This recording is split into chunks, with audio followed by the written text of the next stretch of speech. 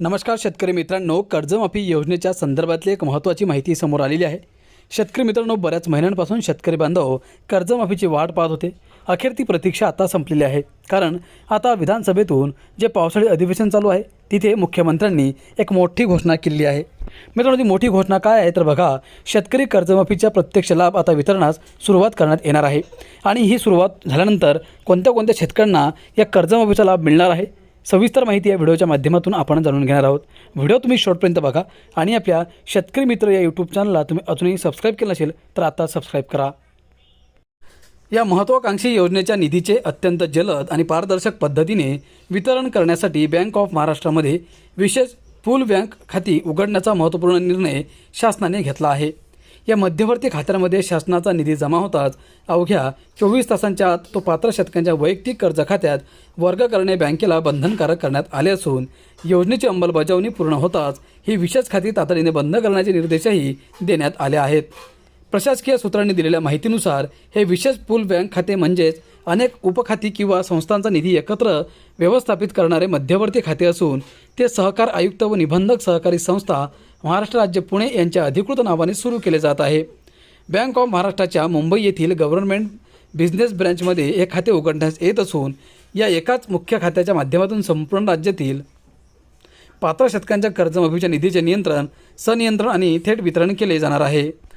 या महत्त्वाकांक्षी योजनेच्या निधीचे अत्यंत जलद आणि पारदर्शक पद्धतीने वितरण करण्यासाठी बँक ऑफ महाराष्ट्रामध्ये विशेष पूल बँक खाती उघडण्याचा महत्त्वपूर्ण निर्णय शासनाने घेतला आहे।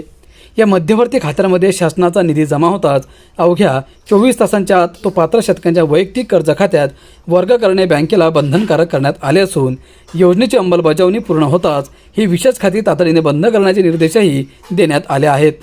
प्रशासकीय सूत्रांनी दिलेल्या माहितीनुसार हे विशेष पूल बँक खाते म्हणजेच अनेक उपखाती किंवा संस्थांचा निधी एकत्र व्यवस्थापित करणारे मध्यवर्ती खाते असून, ते सहकार आयुक्त व निबंधक सहकारी संस्था महाराष्ट्र राज्य पुणे यांच्या अधिकृत नावाने सुरू केले जात आहे। बँक ऑफ महाराष्ट्राच्या मुंबई येथील गव्हर्नमेंट बिझनेस ब्रँचमध्ये हे खाते उघडण्यास येत असून, या एकाच मुख्य खात्याच्या माध्यमातून संपूर्ण राज्यातील पात्र शेतकऱ्यांच्या कर्जमाफीच्या निधीचे नियंत्रण, संनियंत्रण आणि थेट वितरण केले जाणार आहे।